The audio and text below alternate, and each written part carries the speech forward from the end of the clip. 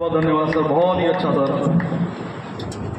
अब प्रोग्राम को आखिरी मोड़ पर ले आते हुए मैं अपने आखिरी वक्ता उनसे पहले मैं एक छोटी सी शायरी फिर आपसे बोलना चाह रहा हूँ कि दिल के खूबसूरत हो आप, मन से सच्चे मूरत हो आप, तारीफ करूं क्या आपकी हमारी कार्यक्रम की सूरत हो आप। मैं बुलाना चाहूँगा तालियों के साथ हमारे पीजीएम बीए गाजियाबाद श्री सुभाष चंद्र। तालियां बजाते रहिए sir. Thank you Gautam ji.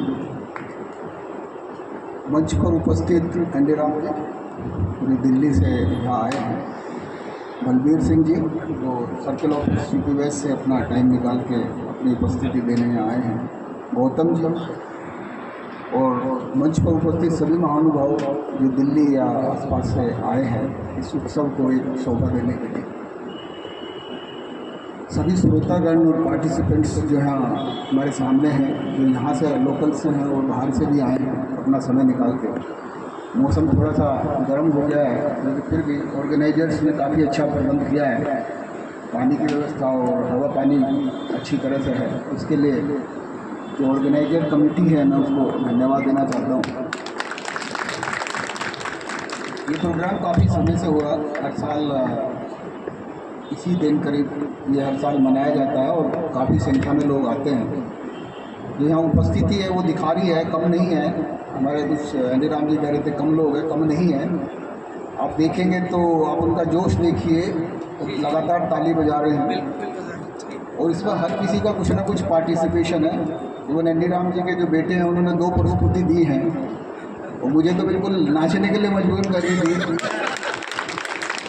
आप भी देखते हो आज का जो युग है, खासकर 3-4 साल से इंस्टाग्राम और फेसबुक और सोशल मीडिया का युग है और आप सब भी कहीं ना कहीं उसमें किसी न किसी तरह फॉलो करते हैं। तो इस तरह गाने जो सोशल मीडिया पर आ रहे हैं तो काफ़ी आपको थिरकने के लिए मजबूर कर देते हैं, आपको फ्रेश भी फील कराते हैं। मैं हंडीराम जी को और उनके बेटे को दोनों को बधाई देता हूँ इस प्रस्तुति के लिए और उनके उज्ज्वल भविष्य के लिए। वो ऐसे ही देते रहे और वो मुझे पता चला है कि वो NSD national school of drama से एजुकेशन ले रही थी, प्रोफेशनल ट्रेनर। और दूसरा उनका साहस कि आपको आता तो है और आपने प्रेजेंटेशन इतने लोगों के सामने दिया है, दैट इज़ वर्थ कमेंडिंग। जहाँ तक बाबा साहब भीमराव अम्बेडकर जी का सवाल है, हम तो जब से पढ़ना शुरू किया है और अभी भी यही देखते हैं कि आज़ादी के पहले हमारे पास कुछ भी नहीं था।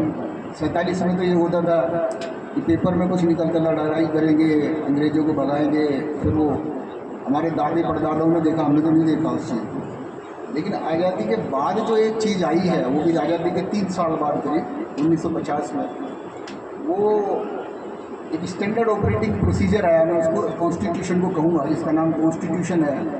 तो कहीं ना कहीं हमारे जीवन के हर एक पहलू को टच करता है, चाहे वो हमारे समाज का हो, चाहे हमारे परिवार का हो, चाहे वो पब्लिक का हो, चाहे वो हमारे ट्रांसपोर्ट का हो, चाहे वो स्पेस का हो, चाहे वो टेक्नोलॉजी का हो, चाहे वो फॉरेन पॉलिसी का हो।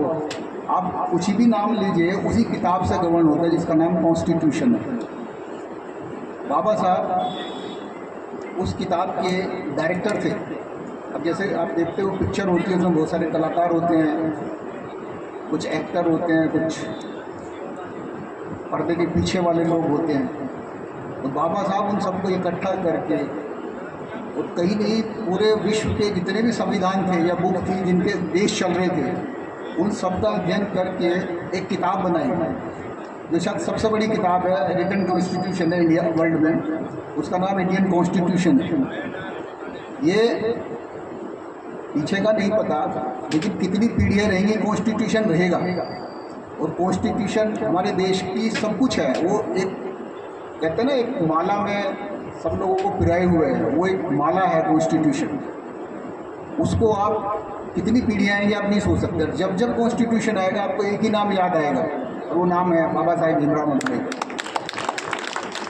ये वो अमर हो रही कुछ। बाबा साहब एक आदमी नहीं थे, आदमी तो हम सब आदमी हैं, बट लेकिन उन्होंने एक सोसाइटी को, एक देश को, इवन मैं कहता हूँ कि पूरे विश्व को एक ऐसी चीज़ दे दी, विचारधारा जो हमेशा रहेगी। आप कभी सोच भी नहीं सकते कि वो चीज़ कभी ख़त्म होगी। उसी कॉन्स्टिट्यूशन में साल दर साल कुछ ना कुछ अमेंडमेंट किए जा रहे हैं, लेकिन उसको कभी भी मूलभूत रूप से चेंज नहीं किया गया और नहीं किया जाएगा, क्योंकि ये प्रोविजन भी बाबा साहिब ने खुद ही रखा था। तो कोई चीज़ होती है, कोई इसको चेंज कर देगा क्या किसी भी मेजोरिटी, नो, वो हो ही नहीं सकता। उसमें थोड़े बहुत हो सकते हैं, क्योंकि हमारी देश प्रगति कर रहा है, कुछ चैलेंजेस आ रहे हैं, उनको ध्यान में रखते हुए।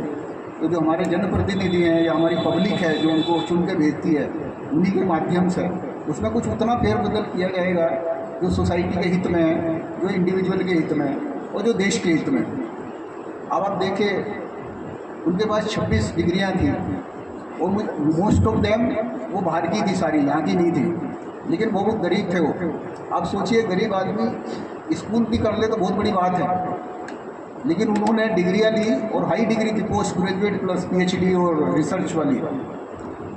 लॉ और इकोनॉमिक्स उनके फेवरेट सब्जेक्ट्स थे। और इस पूरे विश्व में इंग्लैंड और अमेरिका हमेशा से ही एजुकेशन के मंदिर रहे हैं। मतलब हर बच्चा आज भी इन दो जगहों पर पढ़ना पसंद करता है, एजुकेशन लेना पसंद करता है, और उनमें पढ़े हुए किसी भी बंदे को वो कहीं भी उसको सर्विस मिल सकती है। वो वहाँ पढ़े, क्यों पढ़े? क्योंकि इन यूनिवर्सिटीज़ में विश्व के हर कंट्री के बच्चे आते हैं। अब सोचिए, हमारे यहाँ एक क्लास में बैठते हैं डीपीएस में, यहाँ जैसे गाजियाबाद में तो ज़्यादा से ज़्यादा आधे गाजियाबाद के या 1/4 गाजियाबाद के बच्चे होंगे, लेकिन एक लंदन की किसी यूनिवर्सिटी में, किंग्स कॉलेज लंदन से फॉर एग्जांपल, या कोलंबिया, वहाँ 190 कंट्री के बच्चे पढ़ रहे हैं या स्कॉलर पढ़ रहे हैं। हर एक अपने अपने कंट्री में कुछ ना कुछ है, हैसियत रखता है। कोलंबिया में तो उनकी मूर्ति भी लगी हुई है। इसका मतलब है वो अपनी छाप अपने वहाँ पढ़ने के बाद, स्टूडेंट लाइफ के बाद भी छोड़ के चले गए, और हम में से भी आपकी पीढ़ियाँ कोई जाएंगी तो उसको देखेंगे और याद दिलाएंगे। तो इन सब में जो सबसे बड़ी चीज़ है, आप सोचिए 26 डिग्री लेना, वो जीवन पर्यंत पढ़ते ही रहे ताकि वो अपना नॉलेज बढ़ा सके, अपने अनुभव को बढ़ा सके और कुछ दे सके। नहीं तो हम देखो, एक डिग्री लेते हैं, किसी ने बीटेक कर लिया, किसी ने एमटेक कर लिया, उसके बाद कहते हैं भाई हो गया, नौकरी मिल गई, बहुत है। लेकिन वो डिग्रियाँ, अब कोई कहने लगे कि भाई डिग्री लेने से फ़ायदा क्या, वो सोचता है मेरे को नौकरी में तो कोई फ़ायदा नहीं होगा तो मैं क्यों लूँ। लेकिन बाबा साहब उसके बावजूद भी पढ़ते रहे। कहीं ना कहीं पढ़ाई एक ऐसी चीज़ है जो हमारी पावर है, बिना पढ़ाई के अंधकार है, और पढ़ाई ही हमें समानता सिखाएगी।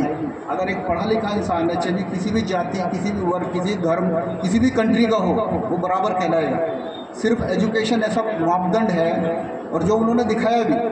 अब आप बहुत सारे सोच रहे होंगे क्यों बाबा साहब को ही क्यों दिया गया ये काम कॉन्स्टिट्यूशन ड्राफ्टिंग का, क्योंकि वही समय योग्य थे। और सबसे बड़ी जो चीज़ थी उसमें वो सब्र था। क्योंकि आप सोचिए 2.5 साल तक अगर एक काम में करते रहिए तो गुस्सा आएगा, बहुत सारे लोग अपना अपना पॉइंट ऑफ व्यू रखेंगे, विरोधी पॉइंट ऑफ व्यू रखेंगे। अब काम जिसको ये मिल गया कि भाई सबका व्यू समाहित करना और एक व्यू बनाना है, कितना कठिन काम है, वो उन्होंने बनाया और एक ऐसी चीज़ दे दी जो सबको एक्सेप्टेबल थी। और आज भी उसमें कोई कमी नहीं निकाल सकता, तब तो देख लीजिए। लेकिन आज भी इतने साल होने के बावजूद, अभी मैं पिछले ही हफ्ते एक जगह गया था दिल्ली में, सीपी में एक खादी भंडार है जहाँ पे आप देखते होंगे ये खद्दी के कपड़े मिलते हैं। तो वहाँ मैंने एक कॉन्स्टिट्यूशन, हैंड रिटन कॉन्स्टिट्यूशन देखा। गया था मैं कुछ और लेने, तो मैंने खोल के देखने लगा, तो हैंड रिटन कॉन्स्टिट्यूशन है। आप देखेंगे इतनी हैंड राइटिंग इतनी अच्छी थी कि आपने कहीं नहीं देखी, मैंने तो नहीं देखी। और उसकी एक कॉपी थी, मैंने उससे पूछा कितने में मिलेगी, तो उसने मुझे 1900 रुपये बताया। मैं तो कुछ भी नहीं यार, 1900 रुपये क्या होता है आज की डेट में। आप किसी को मौका मिले तो उसको रख लेना अपने घर में आके, आपको लगेगा कि कुछ चीज़ है वो। A4 साइज़ में इतनी बड़ी होगी, वेट भी मुझे लग रहा 2.5 किलो होगा उसके अंदर। आप देखिए क्या है, मतलब आपको खुद ही इतना मन करेगा पढ़ने का। मैं 2-3 पेज पढ़ा और एंड में मैं भूल गया उसको लाना। मैं लाना चाहता था, लेकिन पढ़ना पड़ेगा मेरे, तो किसी दिन जाऊँगा। तो आप लोगों के लिए एक प्रेरणा है कि जो महानुभाव इस धरती पर रह के चले गए, वो कुछ ना कुछ देके गए उस टाइम में, जहाँ एजुकेशन का मतलब देश को आज़ादी दिलाना था, ना सिर्फ अंग्रेज़ों से, ना सिर्फ बाहरी शक्तियों से। तो सर यहाँ जो सामाजिक आपकी असमानता थी, जेंडर बाइसिंग थी, आप देखेंगे इवन चाइल्ड लेबर था, ये सारी कुरीतियाँ हैं। जो हम पिछड़े हुए थे किसी न किसी व्यवस्था की वजह से, वो व्यवस्था उन्होंने दी। आज कम से कम ये नहीं कह सकते कि भाई व्यवस्था नहीं है, क्योंकि आज भी व्याप्त हैं, लेकिन व्यवस्था भी है उनकी। और मुझे लगता है कि आने वाले 10 से लेकर 20 साल में वो व्यवस्था और सुदृढ़ होगी कि कहीं ना कहीं उसमें आप सबका, हमारा पब्लिक का, सबका योगदान है, क्योंकि उनको ये चीज़ बतानी होगी कि वो उन्हीं के लिए है। मुझे अंत में जो इस प्रोग्राम के ऑर्गेनाइजर्स हैं, खासकर गंगा सरन जी का और उनकी टीम का, जिन्होंने इस पर काफ़ी काम किया है। मुझे याद है 15 दिन पहले उन्होंने मुझे बताया था और मैं भूल भी गया था। तो 2 दिन पहले मुझे पता चला एक प्रोग्राम हो रहा, मैं तो भूल गया था। उन्होंने मुझे बताया, मैं कहा हाँ मुझे याद था, आपने मुझे कुछ दिया था। तो आप सोच लीजिए रिमाइंड करना कितना कठिन काम होता है, कौन कौन आएगा, व्यवस्था करना।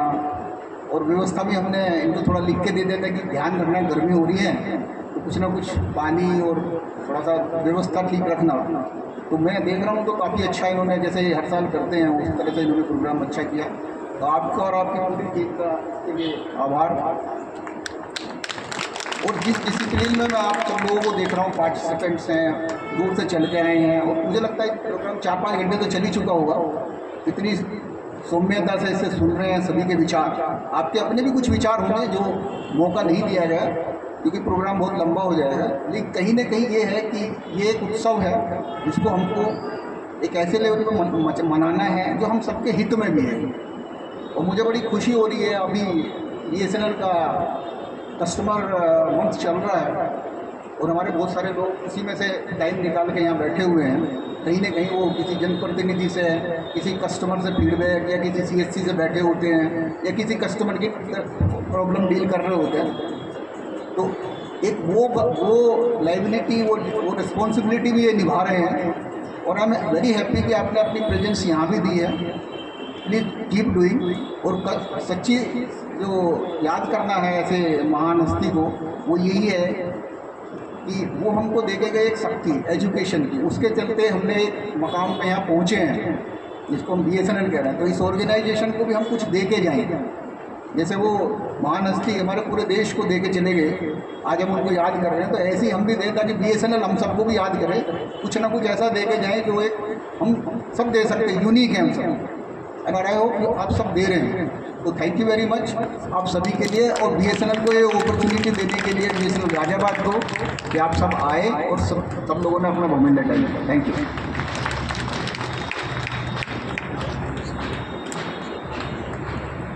सर 5 मिनट और लेंगे आप, प्लीज़ 5 मिनट के लिए और बैठिएगा।